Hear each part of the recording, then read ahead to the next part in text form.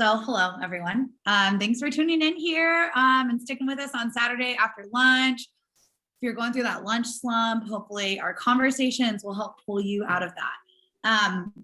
So based on some feedback from some teachers around the state, cultural appropriation was a topic that is definitely getting discussed at the national level. Liz Madden said that she had heard a lot of members talking that they wanted some more information on this. And so this is what we are going to be kind of discussing today. So my name is Alyssa Passmore. I am the KAEA EDI liaison. So feel free to reach out with any specific concerns, questions, anything like that you have. And I will drop the link to this presentation in the chat and I will get it posted along with the recording after the fact. And you're welcome to follow me on any social media accounts. Whoop. Okay, so as we kind of dive into this work, I think it's really important that we start to norm on terms that get thrown around a lot, like EDI. And so these definitions are mission statements now at the national art education level. So this is something that's been worked on pretty consistently on there.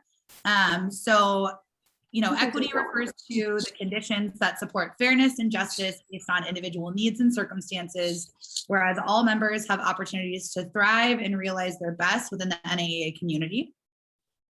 Diversity describes both observable and non-observable individual differences like life experiences, work contexts, learning, working styles, personality types, as well as group and social differences like race, gender identity, expression, and so on. That can contribute to organizational vibrancy and a dynamic professional community. So then when we look at inclusion, that term describes proactive, intentional, thoughtful engagement with diversity to the extent that all have the ability to contribute fully and effectively throughout the NAEA community. So I feel like sometimes these definitions can get a little lost in translation. There's a lot of language in there to unpack. So one of the tasks that we had in our second EDI training was, as Western region, we came together to try to simplify what that looks like and how it kind of applies to the art room. So these are our more simplified definitions that were kind of collaborated on by leaders from across the Western region. So equity really refers to the resources that are distributed fairly to allow all groups, schools, and communities to thrive and reduce negative outcomes for all. The conversation that really piqued my interest around equity was obviously in relation to art. We have very different art budgets. Even within my own district, the elementary budget is very different than what I'm allotted as a middle school teacher.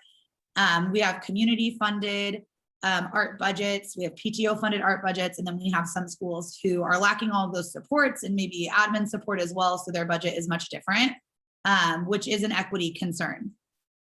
With diversity through all lenses of difference and identity factors, students and staff see people who authentically look, feel, and sound like them reflected in our school community and the curriculum. And I really want to point out why we keep teasing out this difference between observable and non-observable identity factors. So across the state of Kansas, I feel like I hear a misconception that because maybe your student population is all white, that you think there's a lack of diversity. But when we look past those surface level features, we start to see that intersectionality of identity really comes to life. And oftentimes those are the non-observable ones, right? Your students might not all have the same religion. They might not have the same socioeconomic background, even incarceration status, if they have a parent that's been in prison or not. Those factors that are not readily available to us on the surface oftentimes do create lots and lots of difference within our student population, as well as our school community. I know a lot of pushes are happening across the nation right now to bring in a more diverse teaching staff.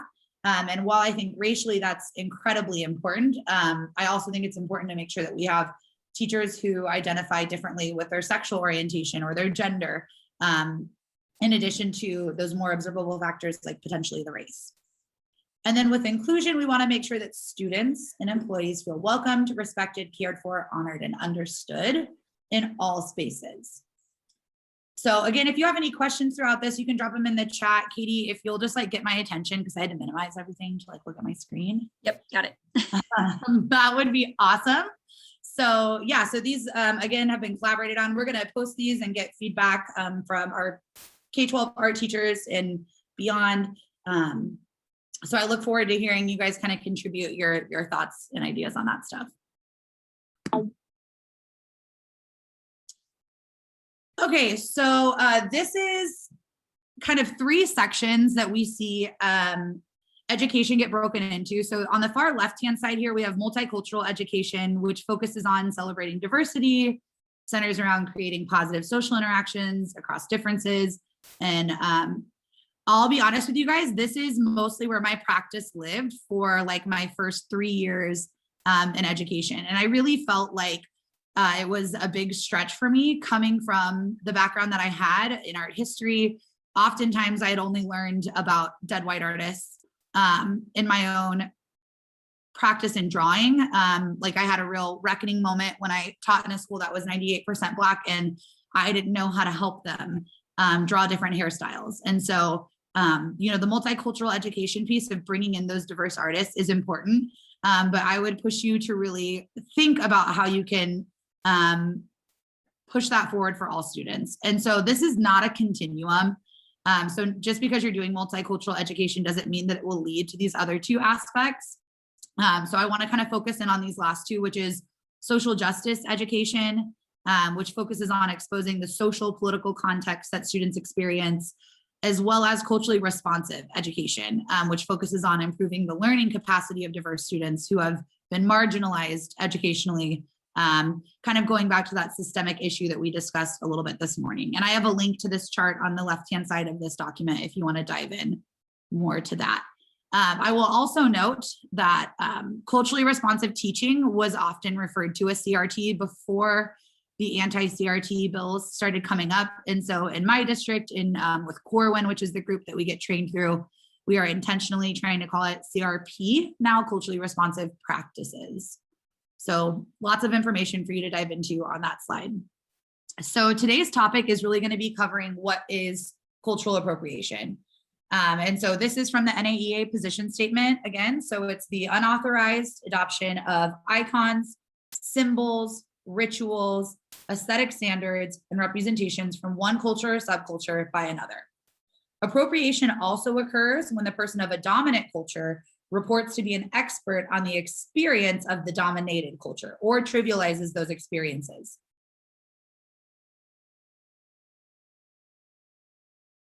So this is a more student-friendly definition from Raymond Yang, and they are the NAEA EDI coordinator that's kind of working with this state liaison group. So you can see here that it kind of harkens back to the same concept, that it's the adoption or use of one culture by members of another culture. It may be perceived as controversial or even harmful, notably when the cultural property of a minority group is used by the members of the dominant culture without consent.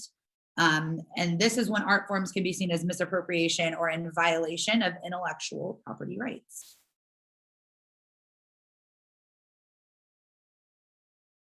So the first thing I want to start with is that it's a journey, not a destination. I am not presenting to you from behind the screen as if I'm an expert. I am still working on my own curriculum. I'm still working to make myself better for my kids. And so on the right-hand side, this is a graphic from the Art of Ed, which is a resource that we have in my district. And so you can kind of place yourself on some of these stages, whether it's the curriculum of the mainstream, which is really what I feel like my educational experience was. I even oftentimes did not see women artists reflected in the type of art that I was learning about. Stage 2 is the heroes and holidays. So this is kind of that additive approach where we might miss the mark. And, you know, it can be a little one note to just incorporate heroes and holidays. And then from there, we move into integration, more structural reform, and then multicultural social action and awareness. So I was able to attend a virtual NAEA presentation about cultural appropriation that I'll have linked at the end. It is 1000% worth a watch to hear this coming from educators of color and to hear this coming from educators that have more knowledge on this, you know, than I do. So that again is going to be linked at the end, but that's the graphic with these kind of circles within circles. And that's from Jay Banks down there. And so our goal is really going to be to try to push to get to this level 3 transformative approach in the curriculum. So let's kind of break down how we might get there. So again, the contributions approach, I feel like, is the one that I see used most often. It's celebratory holidays and ethnic heroes, but curriculum is mostly unchanged. So it's this real additive approach. Let me sprinkle this in. And it provides kids with experiences that are related to events, but cultural significance is not explored in depth. So it's kind of this shallow interpretation. When we move into the additive approach, the teacher adds content into the curriculum without restructuring it. So they take little time to plan for it and little professional development. So the example that was provided in that webinar was fibers and weavings, and then including a conversation about Native or Indigenous weaving that fails to show how dominant and ethnic cultures are interrelated and does not deconstruct the structures that maintain inequity, so those systemic issues. So the transformative approach, which again is our goal, invites students to view concepts from different cultural groups and moves away from a Eurocentric approach. And, you know, maybe in the chat, just drop in, do you feel like your experience in art education, you know, growing up through your potentially K-12 or maybe 7-12 art experience into your college group, do you feel like you had a more Eurocentric approach, or do you feel like you were, you know, getting the whole picture from all the cultures? I'm interested to know kind of where you guys land at on that. But this approach is really going to restructure the curriculum. It's going to have opportunities for new materials, perspectives, and voices that are woven seamlessly with current frameworks of knowledge to provide new levels of understanding from a more complete and accurate curriculum. And this was the biggest change for me, I think, was that the teacher dedicates himself to continuously expanding their knowledge base through the exploration of various sources from various perspectives and sharing that knowledge with his or her students. So oftentimes I like to remind people that equity, diversity, inclusion, and justice work is not microwave work. So I'll have teachers reach out to me, hey, do you have a good Black History Month lesson that I could teach? And the fact that I'm getting a question like that is alarming to me, because they want me to just kind of plug in something that they can teach in front of kids without their own knowledge base. And so if you really want to be about it, you want to be about this equity work, you have to take the time to go deep and to understand. In my current curriculum, I teach 6 units per semester, 6 projects. And that really allows me the opportunity to research a ton myself, find other accounts to use, and then bring those in. And because we have a really strong elementary art program, I don't feel the need to keep revisiting these like standard artists that tend to keep coming up over and over again with lessons. And so a ton of my curriculum is based on contemporary artists. And so I've found that my students are more engaged, they like contemporary art more, they grapple with the concept more. And that's really provided me an opportunity to get these different voices in. But not only that, to really talk about how their voice might have been not represented in museum collections, or how their perspective was not acknowledged in my own educational experience, and how those factors and their own identity factors of the artist implicate themselves in the work that they're making and how it's perceived. So students begin to learn to view events, concepts, and facts through various lenses. So here, let's go. I'm gonna hop on the chat here. Eurocentric approach in high school for sure. Mostly dead white men, yeah. So you guys are kind of experiencing some of the same things that I did throughout my own educational background.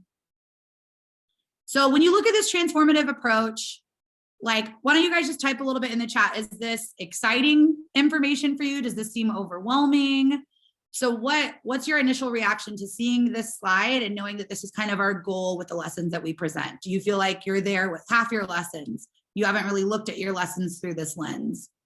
So I've kind of got the chat open over here on the side, and I'm eager to see what you guys think. So it could be a word, it could be a sentence. I'm asking you to be a little bit vulnerable by sharing out where you are right now, and we'll get a chance to kind of dive into some of that as well.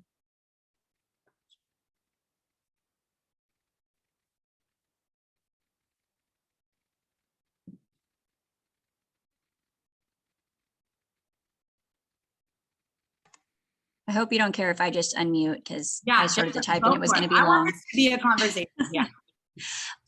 Obviously, there's always room for growth, but what I have started to do is to be more intentional for seeking out voices that maybe weren't shown before. And I've even, like one time as a subplan, left an assignment for students saying, okay, I want you to find 3 different artists. Like we were painting 3 different painters. One has to be a woman, one has to be from a different culture than you, and one can just be anybody. And I'll tell them that, you know, for a long time in art history, well, just history in general, like these people weren't given the same opportunities, they weren't given the same attention. So we're going to be intentional with looking for their work because we already know, you know, more about the other stuff. It's easier to get to. So I don't want my students to accuse me of, well, you're not letting me look for anybody like me, or you're ignoring these people. No, we're just going to be intentional with including more than what you already know or what you're already used to. Awesome. Katie, I appreciate your voice so much. And I know that sometimes it feels like you're fighting this fight on your own out there in Jackson Heights. But I really think the fact that you're so reflective about your practice, and even looking through the chat, the stuff that I'm seeing, it sounds like you guys are all being reflective in your practice, which I think is the first step to doing better for our kids. So I know Karen is very familiar with this method, and I'm sure Lori maybe even had something to do with like developing this method. But this is the AIR model from NAEA that was featured in the presentation that I was able to watch. And it's a way to kind of like check yourself when you're developing a new lesson or before you're introducing a new lesson. So I'll just kind of read through what each of these 3 stages looks like, and then I'll kind of be vulnerable and share with you some ways that it's changed my perspective. So the A in AIR stands for ask. So be cognizant of tokenism, which is this concept that one person can't speak for like everyone in that identity. So a pitfall to this, I think, would be to like ask a Black student to share the Black experience when you're talking about a Black artist, right? That is super tokenizing. So we want to avoid that. But you also want to provide yourself with a perspective that can be considered and not the only one. So without this, you want to be asking if you may be building a lesson off of a stereotype. So I, again, like recently did a student panel with kids at my school and was able to have lots of conversations with them about if they felt honored and respected at school. And one of my Black students said, hey, why do we only hear about the history of Black people in slavery? Like we were kings and queens and we have all of these figures that we can celebrate, and we have so much more to our community and to our identity than just this kind of white centric perspective on what the Black experience is. And so stories are important to understanding and honoring cultural ownership in art education. And I think that this shouldn't be done in front of a whole class. So I'll kind of explain a lesson that I do with Alabrijes in my next slide. But kind of having an offline one-on-one conversation with a student that I have trust built with, and kind of asking them like, hey, did it feel weird to hear me as a white woman standing up there and kind of providing some educational background on Mexican folk art, you know? So always being willing to ask, and then being able to take the feedback when you do ask. And then the I stands for invite, but they've also included collaborate in that. So invite teaching artists to come in as guests for PD or to teach to students. Connect with artists and firsthand accounts to provide the gift of connecting to time, history, identity, and culture outside of your own. The first account knowledge became a vehicle to engage students in rich lessons. And then the R stands for reflect. So reflect on the intent of the art piece. What is the main goal on the project? What do you need to know to do it justice? And it helps students understand the way that art honors and represents different rich cultures. So that is kind of the basic AIR model. And again, I try to apply this to every lesson that I'm teaching before I'm introducing something, when I'm restructuring curriculum, which for me happens a ton of the time over the summer, when I really can like take a 10,000 foot view over the things that my kids are walking away from my room with. And this is my 9th year overall at middle school. And so I have those tried and true lessons that I've kind of continued to build on.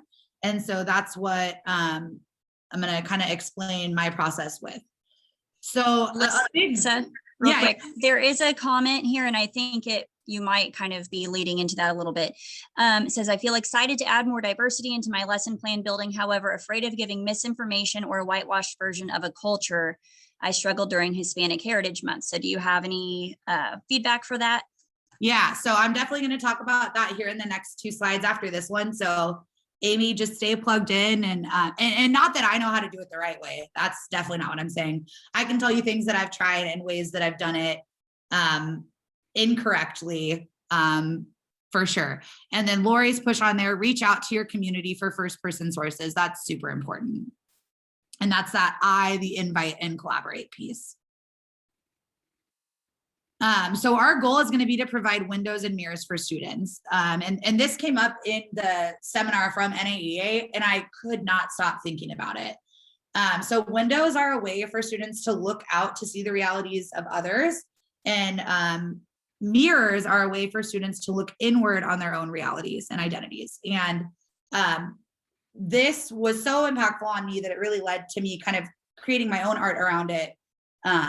And so this was one of my big takeaways on the importance behind, like, kind of the rationale behind why we're pushing to have more culturally responsive lessons.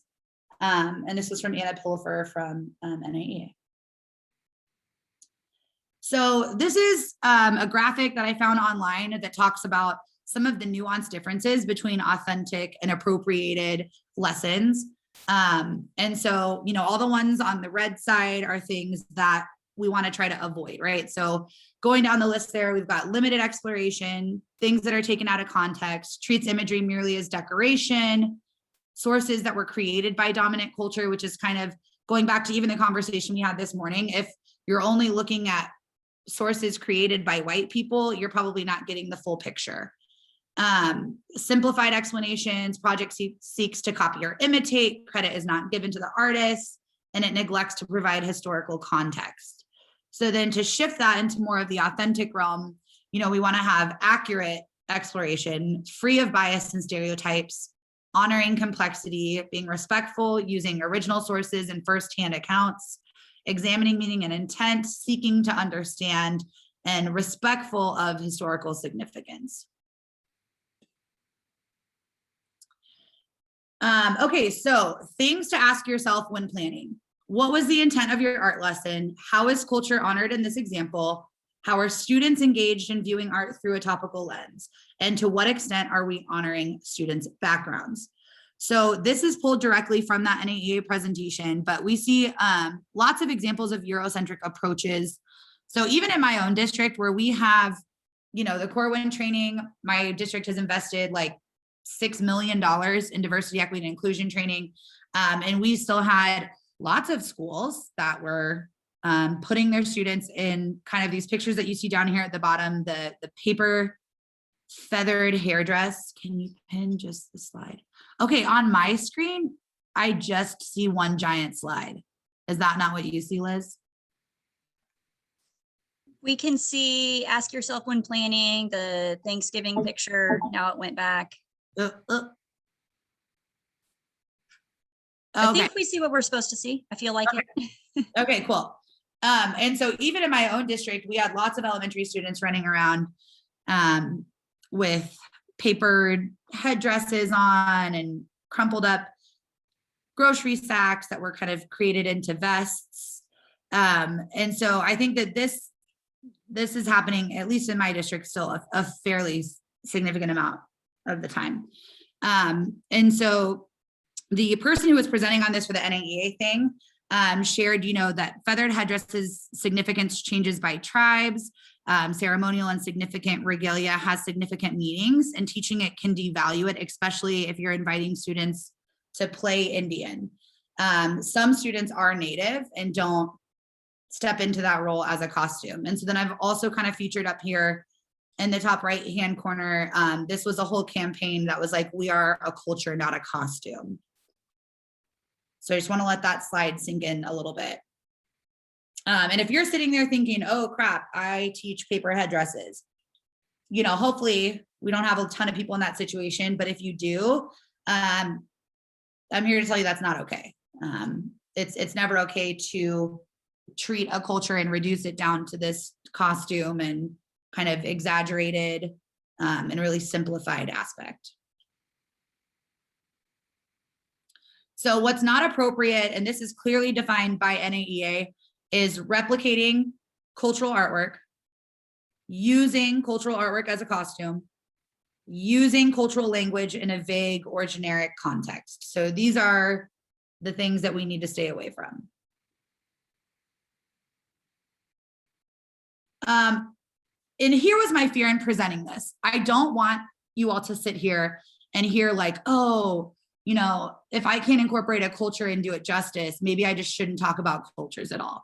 Because we know that incorporating cultures into our art teaching is integral to opening our students' eyes to the world that exists around them and how art has a place in each community. But we have to be informed, sensitive, and ensure that we have cultural practices as a jumping off point and not in replicating sacred practices, especially if you're doing that in a classroom full of white students. So I really hope nobody's sitting behind their screens hearing like, oh, I should just cut every lesson that I have that has any kind of cultural tie to it. I really hope that we're going to be able to evolve past that. So one of the lessons that I teach is an Alarrijes lesson, which is Mexican folk art based. And I'm going to be fully vulnerable with you guys because when you know better, you do better. And my journey is not finished and it's constantly evolving. And so even in the last 3-5 years, I would say, these are some things that I was doing that were super harmful to kids and culture. So I fell into the pitfall my first couple of years of asking Mexican students to share out with the whole class how Mexican folk art is or Mexican culture is, which is extremely tokenizing and alienating for students. And it also pigeonholes them into that one identity factor, right? Whereas we know our kids are this beautiful combination of every identity factor coming together to make them uniquely themselves. I also think that I referenced only one artist, which was a limited cultural understanding, and that was my bad as the teacher, right? I was just using a single artist that I had access to and was kind of using that. I was not teaching the history or origin of Alarrijes.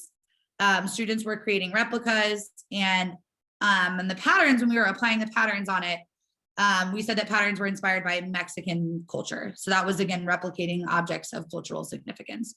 So these are like, this is straight up a list of all the ways that I've messed up in my own equity journey with a lesson that I teach.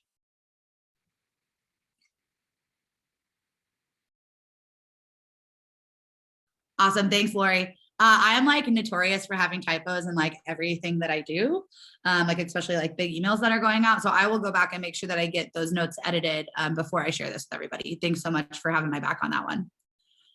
Okay, so in an effort to do better, these are ways that I've changed this specific lesson. So the first thing that I did is I dove deep on the intricacies of Mexican folk art and the variety influenced by region in Mexico, because I needed to deepen my understanding myself as somebody who identifies as white. I have an aunt who lives in Mexico, was raised in Mexico, and that's really kind of my only connection to it. So I had to spend a ton of time doing research to make sure that I understood what Mexican folk art was before I gave this like 2-sentence definition for kids to copy down in their sketchbook.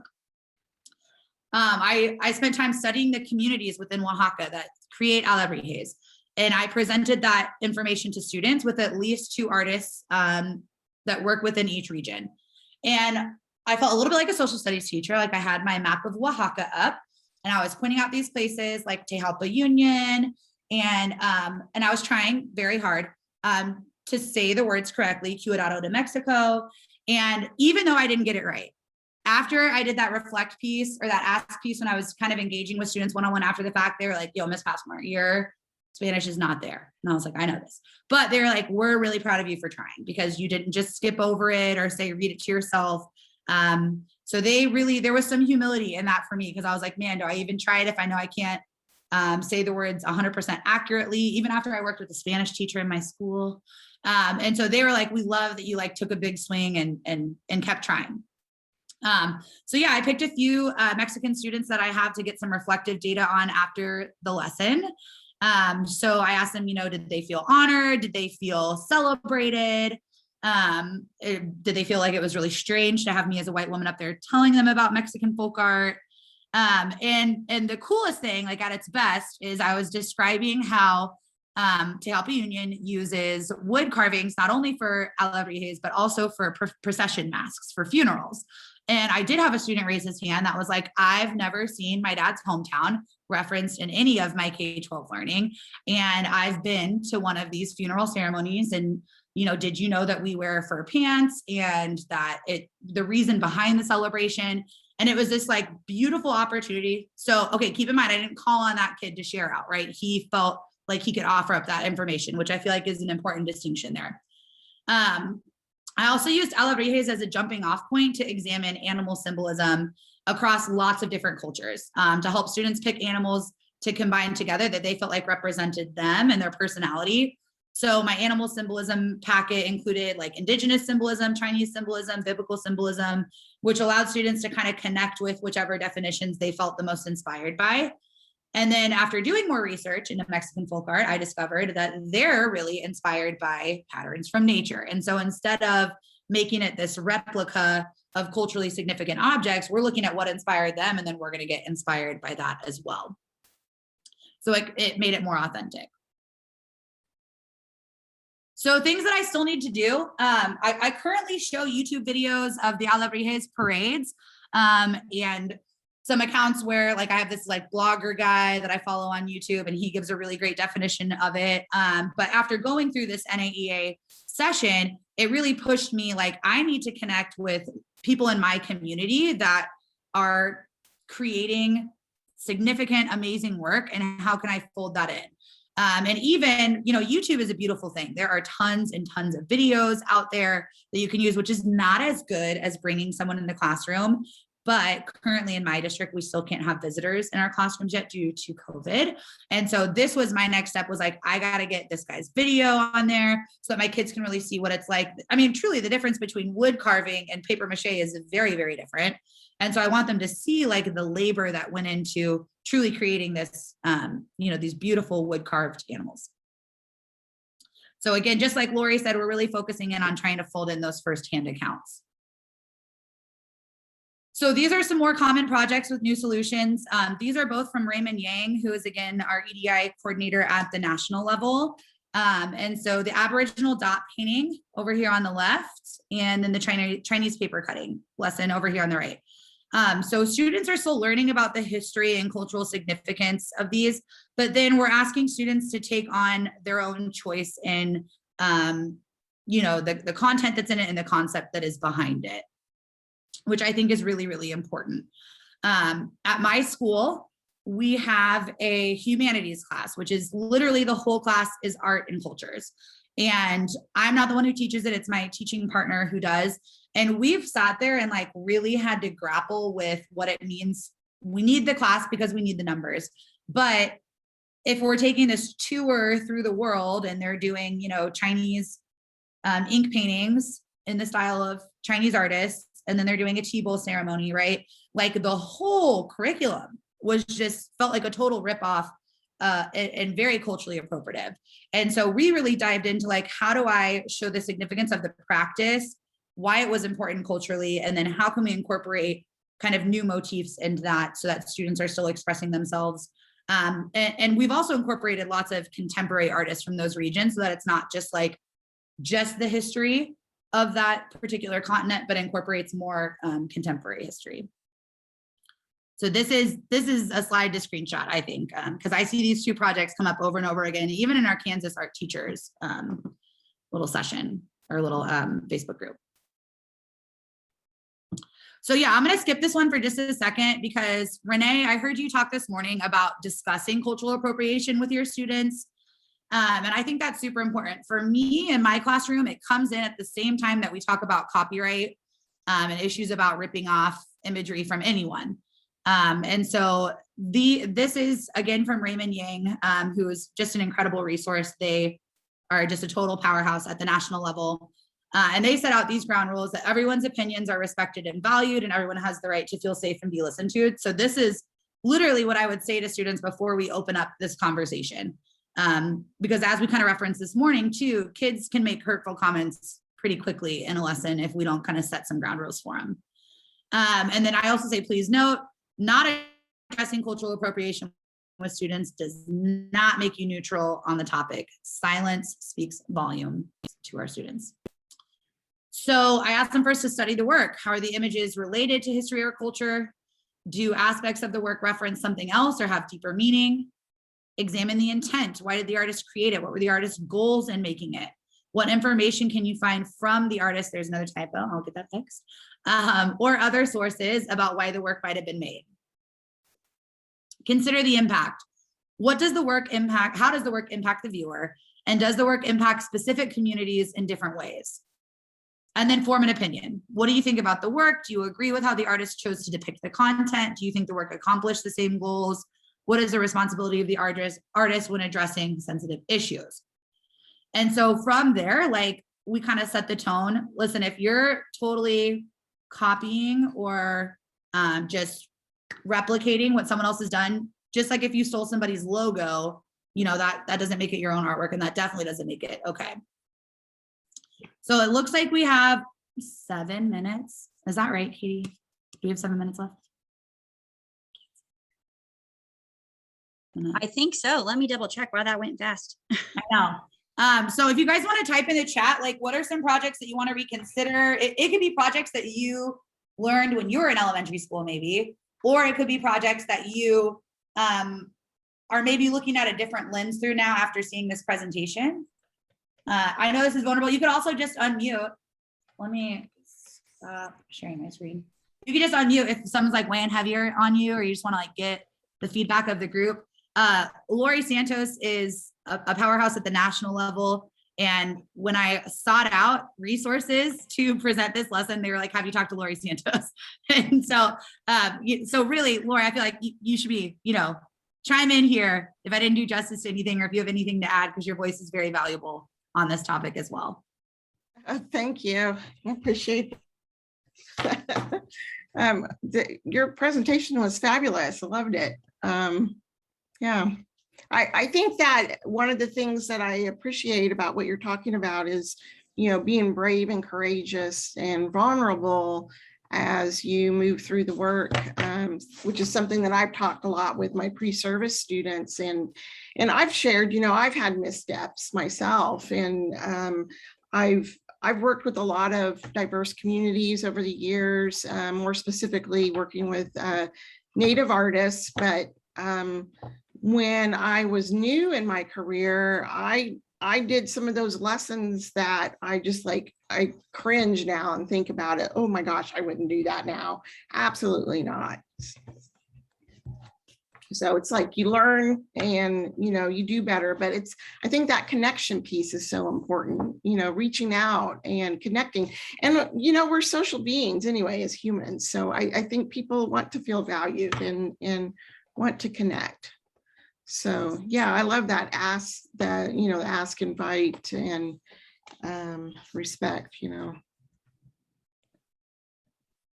Awesome. So Amy, I see you here in the chat. I was super hesitant about wanting to do sugar skulls, but my students were so excited about it. I tried incredibly hard to get as much information about the how and why, and some of the artists that made them popular and more known. Yeah, I definitely struggle with that myself. The lessons that I think sometimes kids expect to do in my class, and then having to push back on those because I maybe don't think that it is 100% appropriate to do in our classrooms sometimes. But I think even from Jody's session, like the more vulnerable we are with kids about the process, and that, you know, we make mistakes and missteps, I think the better, I think it gets better from there. Well, and I also tried to link that how sugar skulls, though they may have started in one culture, how it found its way into leaking into others. And so, and the reason why the sugar skulls came up was because I got married in October and I was heading down to New Orleans. And so we kind of also did an integration as to how some of this started showing up in some of the culture down there as well. Kind of an interesting way of how like one culture saw something or like, oh, that's really cool. I'd like to incorporate that into my world as well. And how we start sharing similar, not the same, but similar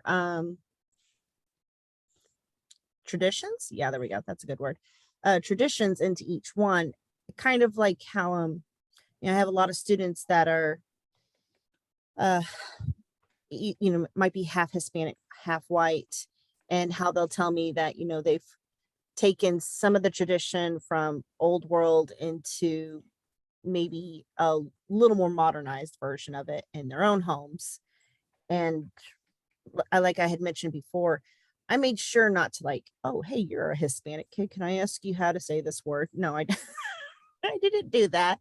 I just said, does anybody celebrate this, or would you like to share on this? And they kind of giggled like, haha, you said the word wrong. I was like, I'm sorry. Thank you for correcting me. And, we And so went I from think there. like my only push there, Amy, would be like, there's a lot of contemporary artists that are incorporating imagery that we see in sugar schools. And I think that you could modernize the lesson a little bit that way. Yeah. like, And that's what I did. I tried to pull those artists in of like, I mean, we're talking, oh gosh, of course, because I'm put on the spot, but Diego, artists that for not even over 100 years ago, we're talking like with probably in the last 50 years that really started putting this into their artwork. We did talk about 2 artists during that time frame before it completely introduced the product. So yeah, then Gotcha. I think your next step is just seeking out resources to invite and collaborate with who identify as a part of that culture. So local here to Kansas City, we have the Guadalupe Center that is a really fantastic resource for me to be able to engage with some of the Latinx population as I'm going through this and trying to figure out how to honor those voices more and bring in some more firsthand accounts. So yeah, you guys have my socials and I'll be on here, but I definitely do not want to take up any of Lori's time because I'm so pumped for the lessons that she's going to be presenting. And again, I just, I think the most important thing is that we start to really push ourselves to critically think about the lessons that we're teaching kids. And we have this inherent power, right? We, as art teachers, essentially get to control the lessons that we're teaching to our kids, which is not the same for every content area. I talk to frustrated social studies teachers frequently and how envious they are of how much freedom that we have within our curriculum. And so I would say, don't take that power lightly and use it wisely. So yeah, thanks so much for listening to my session, guys. And again, I think with these Jedi brunches, we're going to be able to come together and have this open communication more often. So yeah, I'm going to edit my slides to get all the typos out, and then I will send this. I will put this in the Google Classroom.